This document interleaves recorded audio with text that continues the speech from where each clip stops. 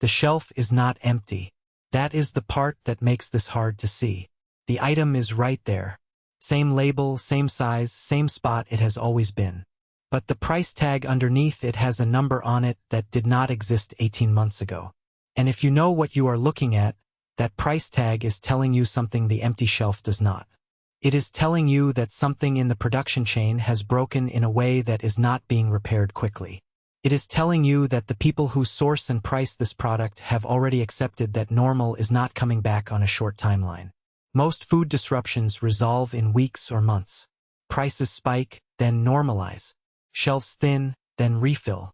Most people have been trained by that pattern to wait. The items on this list are not that pattern. Each one is inside a production cycle or recovery timeline that does not close this year. In most cases, not next year either. Understanding them is the difference between acting when there is still time and recognizing the situation 6 months too late. 10 items. Each one with a multi-year clock already running. Let us count down. To be precise, I am not predicting these items will be unavailable. They will be available. I am saying the conditions that produced their current price or inconsistency will not have resolved by 2027. The production cycles that need to complete, the trees that need to recover, the regulatory environments that need to shift, run longer than that. The window to acquire them at anything resembling previous prices and previous formats is closing, and it is not reopening soon. Number 10. Dijon mustard. This one catches people off guard every time, because mustard feels like a staple that has always been there and always will be. The supply story behind it is one of the cleaner examples of how a single event in a single location can ripple through a global supply chain for years before the shelf reflects it. Approximately 80% of the world's mustard seed supply originates in Canada's prairie provinces. In 2021, a historic heat dome settled over Western Canada and produced temperatures that broke records dating back over a century. The mustard seed crop across Saskatchewan and Alberta was decimated. Production fell by approximately 50% in a single growing season. Mustard seed is an annual crop. One bad year means one bad year of supply, but processing and retail pipelines operate on multi-year inventory cycles. The shortage that hit Canadian fields in 2021 did not fully reach retail shelves until 2022 and 2023. Because prairie-growing regions have been experiencing increasingly volatile heat events, full supply normalization has not arrived. Large-format jars and bulk purchasing options have been the most affected. Those formats are the first cut when supply is constrained and the last to return. Number 9. Pure vanilla extract. Vanilla is one of the most labor-intensive agricultural products on Earth.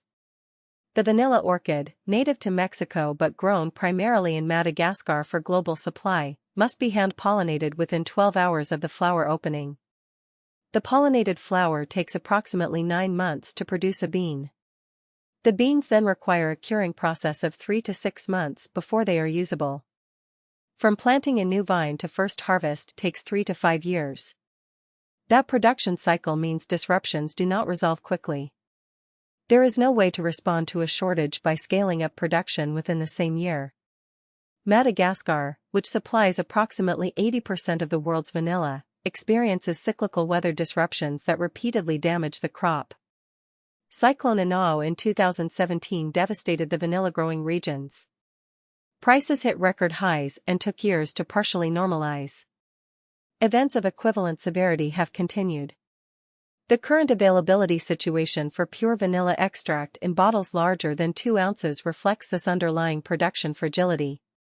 The small 1-ounce bottles remain in stock because demand for them is spread across millions of households making small periodic purchases. The larger format bottles, the ones that represent actual cost efficiency for regular baking, are the items showing inconsistent availability and significantly elevated pricing. For households that use vanilla regularly, the current window is not guaranteed to remain open at current prices. Number 8. Large format maple syrup. Maple syrup has one of the most inflexible production windows in all of food. Sap runs for approximately 4 to 6 weeks each spring, when nighttime temperatures drop below freezing and daytime temperatures rise above it. That window is the entire year's production. There is no second chance, no supplemental harvest, No alternative period in which maple producers can make up for a difficult run. Climate change is directly disrupting that window. Warmer winters mean the temperature differential that drives sap flow becomes less reliable and the window becomes shorter. Some producing regions in Quebec and the northeastern United States have reported productive tapping windows shifting by 2 to 3 weeks over the past decade. And not all producers have been able to adapt their infrastructure accordingly. The Global Strategic Maple Syrup Reserve maintained by Canadian producers, a real facility that exists specifically to buffer supply against bad years, has been drawn down in several recent seasons. When the reserve is depleted to address a short season and the following season is also shortened by warm winter conditions, the pipeline running to consumers has less buffer than it has had historically. Large format containers, the bulk sizes that justify the per-unit cost, have been showing periodic availability gaps in multiple retail regions that are expected to continue through 2025 and into 2026. Number 7. Bulk canned coconut milk. Coconut palms are perennial trees that take 7 to 10 years to reach full productive maturity. When a major typhoon or sustained drought damages producing regions across the Philippines, Indonesia, or Sri Lanka, the effect on production is not measured in quarters. It is measured in years. The Philippines and Indonesia, which together supply the majority of the world's coconut products, have experienced significant weather events that damaged producing groves at a scale that takes time to repair. Replanting requires waiting for new palms to reach productive age. In the interim, surviving trees produce at reduced capacity. The bulk format of canned coconut milk, the cases of 24 or more cans that supply commercial kitchens and households building reserves, has shown meaningful price increases and periodic availability gaps across multiple regions. What makes this significant for household preparedness is the nutritional role coconut milk plays in a stored food supply. 1 can contains approximately 50 grams of fat, predominantly medium-chain triglycerides. In a food supply built around low-fat carbohydrate staples, that fat density has real functional value for caloric sufficiency, vitamin absorption, and sustained energy. At under $2 per can when available, it is one of the highest value fat sources in shelf-stable form. Number 6. Jasmine and basmati rice in bulk bags. In July 2023, India announced an immediate ban on the export of non-basmati white rice. The announcement was made with almost no lead time. Within weeks of the announcement, rice prices in global markets moved by 30 to 40%. India supplies approximately 40% of the world's rice exports. When 40% of global export supply exits the market, the remaining suppliers face demand that their capacity was not built to absorb. India has since partially lifted those restrictions, but the pricing shifts have not fully reversed. More importantly, the announcement demonstrated that a single regulatory decision in a single country can reshape global availability of a food staple within weeks and with essentially no warning. The risk of future restrictions has been repriced into the market permanently. Jasmine and basmati specifically, the aromatic varieties that are not produced domestically at meaningful scale in most Western countries, are the most exposure concentrated. When Indian export restrictions target non-basmati varieties, basmati is typically exempt, but basmati prices respond to the overall market shock regardless. Jasmine rice, which depends almost entirely on Thai and Vietnamese production, is separately exposed to drought conditions affecting those growing regions. Bulk 25-pound and 50-pound bags, the format that delivers actual storage value, are the formats showing the most inconsistent availability. If this list is changing how you are thinking about your pantry, a like helps other people find it. Only if you think it has earned one. Number 5. Black pepper in bulk. Vietnam produces approximately 35% of the global black pepper supply. Over the past several years, Vietnamese pepper production has declined due to a combination of factors that do not resolve quickly. Phytophthora, a root disease that kills pepper vines, has spread across growing regions. Climate shifts have affected the rainfall patterns that pepper vines depend on. And economic pressures have led some Vietnamese producers to shift acreage to other crops with more stable pricing. Pepper vines take 3 years from planting to first harvest and do not reach full production for 5 to 7 years. When producing vines are killed by disease or when farmers leave the crop, the production that is lost cannot be replaced in a single season. It requires a multi-year replanting and maturation cycle. Small retail containers of black pepper have remained consistently available. Bulk bags, the 1 pound and larger formats that deliver actual cost efficiency, have shown price increases of 40 to 60% over 2 years and periodic availability gaps. Black pepper is not a survival food in the traditional sense, but it is one of the 3 or 4 spice staples without which a diet built on stored grains and legumes becomes psychologically unsustainable within days. 5 items into this list and a pattern is visible. Tree crops and vine crops. Production cycles that require years, not months, to repair. Regulatory environments that can shift without warning. Climate events that do not become less frequent. The next 5 items carry the same pattern, and in several cases the underlying timelines are longer. Pay close attention here because these are the items where the gap between current availability and future availability is widest. Number 4. Almond products in bulk. California's Central Valley produces approximately 80% of the world's almonds. The almond orchards of the Central Valley are perennial tree crops. Almond trees take 3 to 4 years from planting to first significant production and do not reach full yield for 5 to 6 years. During extended drought, mature trees under water stress do not simply produce less. Some are lost entirely, and replacing lost productive capacity requires the full maturation timeline to run again. The water-intensive nature of almond cultivation, approximately 1 gallon per almond, has made it one of the crops most directly affected by California's tightening water allocation restrictions. Several large producers have reduced planted acreage specifically in response to water cost and availability uncertainty. Bulk almond butter in large containers, raw almond bags in 2-pound and 5-pound sizes, and almond flour in large format have all shown price increases of 30 to 50% over a 2-year period and periodic availability gaps. Almond products represent one of the most concentrated protein and fat sources in shelf-stable nut form. Sealed properly, almond butter has a shelf life of 1 to 2 years. The window at current prices is not guaranteed to be available in the same format at a comparable price through 2026. Number 3. Orange juice concentrate and canned citrus. Florida orange production is at its lowest level since the 1930s. That sentence is not a projection or a worst-case scenario. It is the documented current output based on verified production data. The cause is huanglongbing, commonly called citrus greening disease. It is a bacterial infection spread by a small insect called the Asian citrus psyllid. Once a tree is infected, there is no cure. The tree continues to produce for several years but at declining quality and quantity, and eventually dies. Citrus greening arrived in Florida in 2005 and has spread through virtually the entire producing region. Trees that were mature and productive 2 decades ago have been lost. Replanting occurs but growers face the same disease pressure. New trees are infected. Young trees die before reaching full production. The cycle has not been broken. Orange juice concentrate is the most direct product of this collapse. It has tripled in price over a 10-year period and that trajectory has not plateaued. The canned and shelf-stable citrus category, which draws on Florida and California production for domestic supply, reflects this same pressure. The scale of productive citrus acreage lost in Florida in the last 2 decades cannot be rebuilt in a year or 3 years or 5.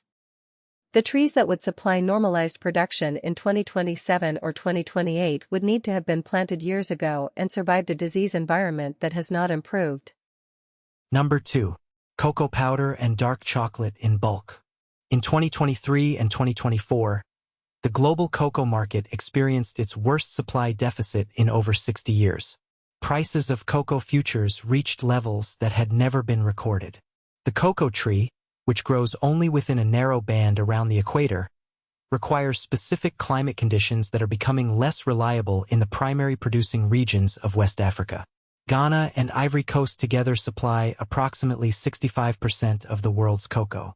The combination of El Niño weather patterns bringing irregular rainfall, an outbreak of cocoa swollen shoot virus affecting mature trees across producing regions, and aging tree stock that was never adequately replanted created a convergence that the market was not prepared for.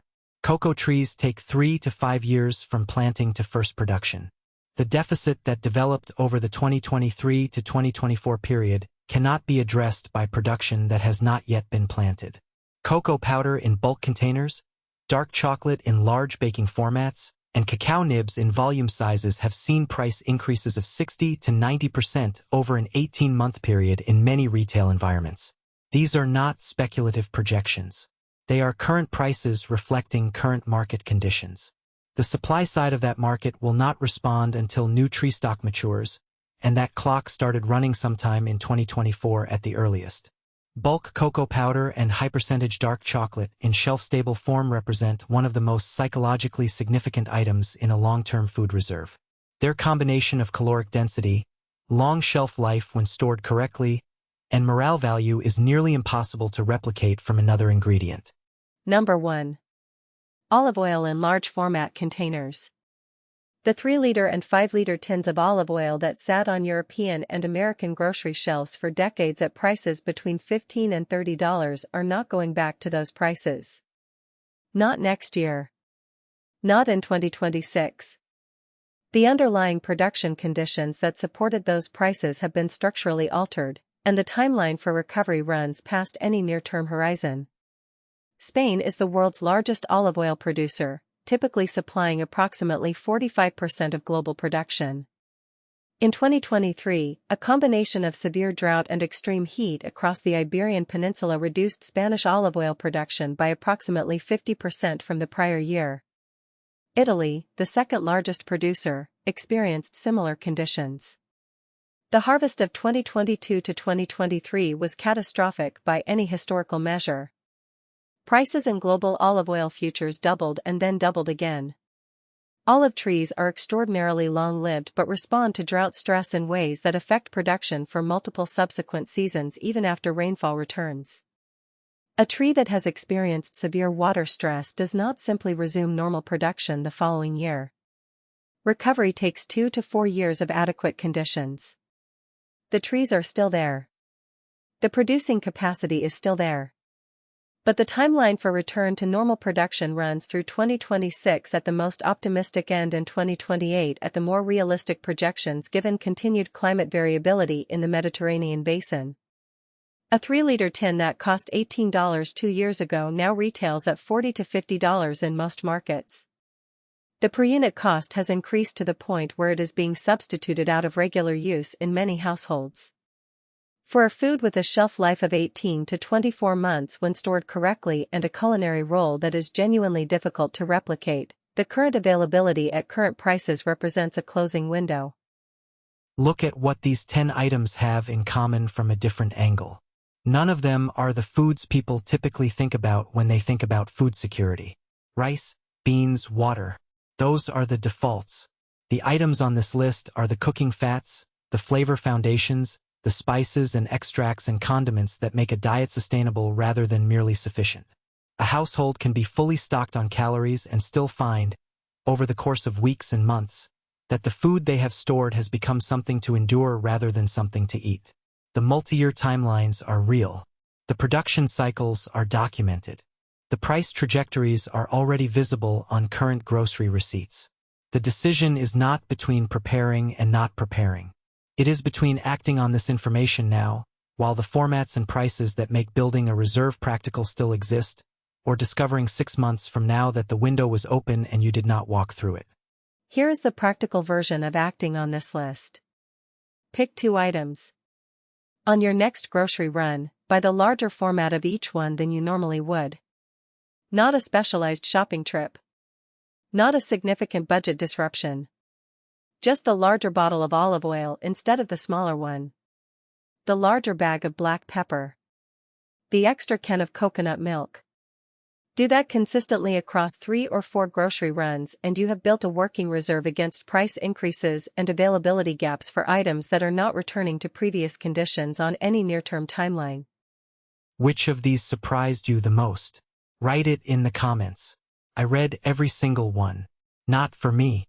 Writing a specific intention down increases the probability of following through. That comment is for you. Next video, there is a parallel list. Not foods with long production recovery cycles. Foods that have already passed through that recovery window and come out different on the other side. What that looks like and what it means for how you stock your kitchen. Subscribe if you want to see it. One video per week. No more than that.